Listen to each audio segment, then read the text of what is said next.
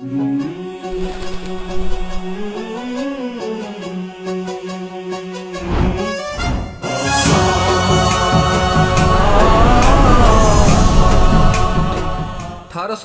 के दौरान रामकृष्ण परमहंस को गले का कैंसर हुआ।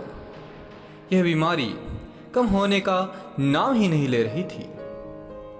एक दिन उनके शिष्यों ने उन्हें सलाह दी कि वह अपना पूरा ध्यान गले पर केंद्रित करें तो यह रोग तुरंत ठीक हो जाएगा।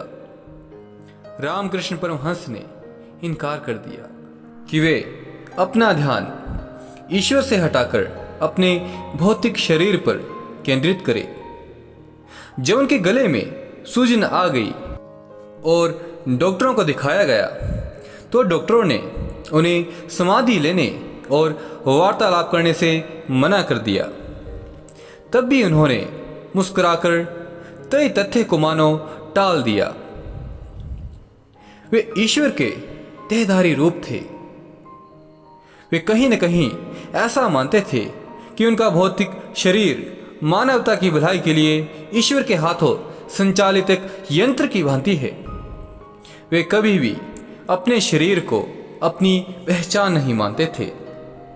वे इसे एक यंत्र के रूप में देखते थे। रामकृष्ण परमहंस इलाज न करवाने के लिए सबको कहते रहे। उसके बावजूद भी विवेकानंद उनका इलाज करवाते रहे।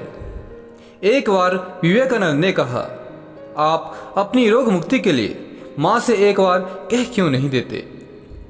तो परमहंस ने कहा, इस तन पर मां का अधिकार है, मैं क्या कहूं, वो जो करेगी अच्छा ही करेगी।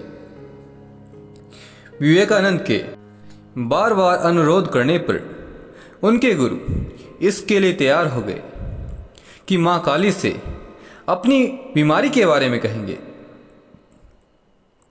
एक बार उन्होंने अपने शिष्यों से कहा कि हाँ, मैंने मां को कहा था कि मैं अपने गले के सूजन के कारण खाना नहीं खा पा रहा हूं और उनसे इस बारे में कुछ करने को कहा, परंतु उन्होंने तुम सबकी ओर इशारा करके कहा कि तुम इन मुखों के माध्यम से पर्याप्त मात्रा में क्यों नहीं खा लेते हो। मुझे इतनी शर्मिंदगी महसूस हुई कि मैं एक शब्द भी नहीं बोल सका। विवेकानंद ने महसूस किया कि किस प्रकार रामकृष्ण परमहंस अपने जीवन के एक तत्वसंबंधी वेदांत के सिद्धांत को लागू करते थे। पश्चिम बंगाल के एक छोटे से गांव में जन्मे रामकृष्ण परमहंस ना काली के सच्चे भक्त थे, जिन्होंने अपनी आध्यात्मिक साधना से मां काली को पा लिया था और इसी कारण उन्हें मां काली के दर्शन आसानी से हो जाते थे।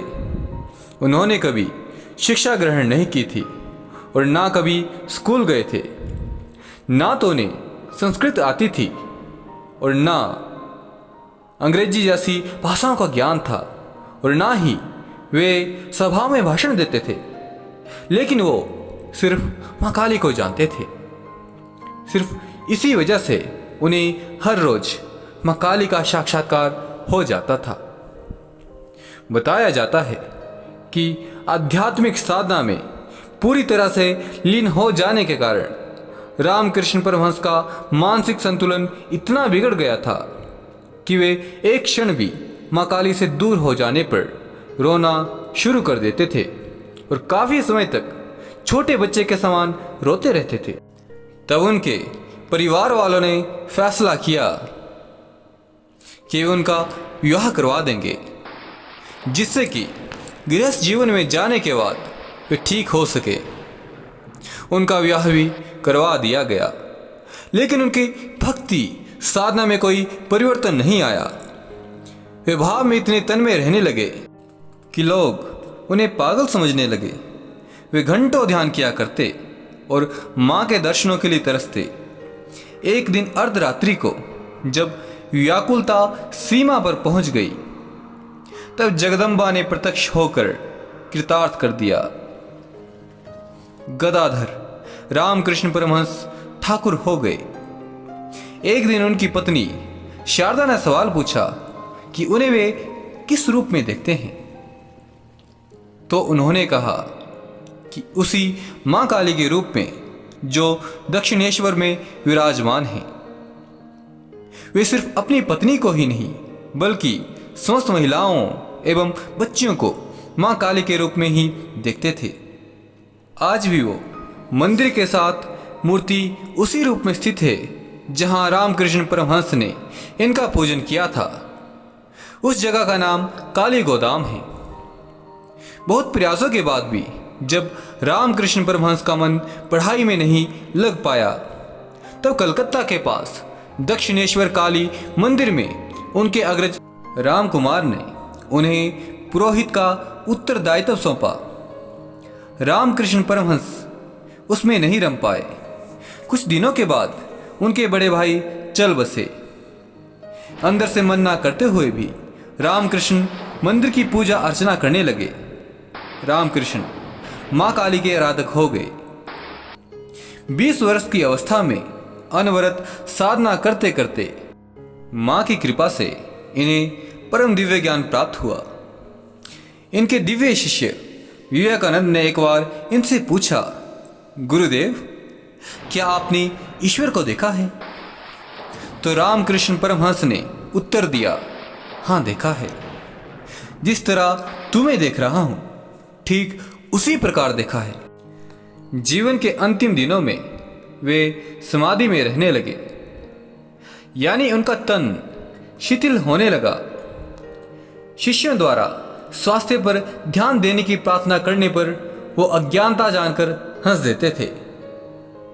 रामकृष्ण के परम शिष्य विवेकानंद हिमालय के किसी स्थान पर जाकर एकांत में तपस्या करना चाहते थे। यही आज्ञा लेने जब वे गुरु के पास आए तो गुरु ने कहा, वत्स, हमारे आसपास के क्षेत्रों में लोग भूख प्यास से तड़प रहे हैं। चारों ओर अज्ञान का अंधेरा छाया हुआ है। लोग यहाँ रोते चिल्लाते रहें और तुम हिमालय की किसी गुफा में समाधि के आनंद में निमग्न रहो। क्या तुम्हारी आत्मा स्वीकारेगी? यह सुनकर विवेकानंद लोगों की सेवा में लग गए। रामकृष्ण परमहंस को बचपन से ही विश्वास था कि ईश्वर के दर्शन हो सकते हैं। ईश्वर की प्राप्ति के लिए उन्होंने कठोर साधना एवं भक्ति का जीवन बिताया।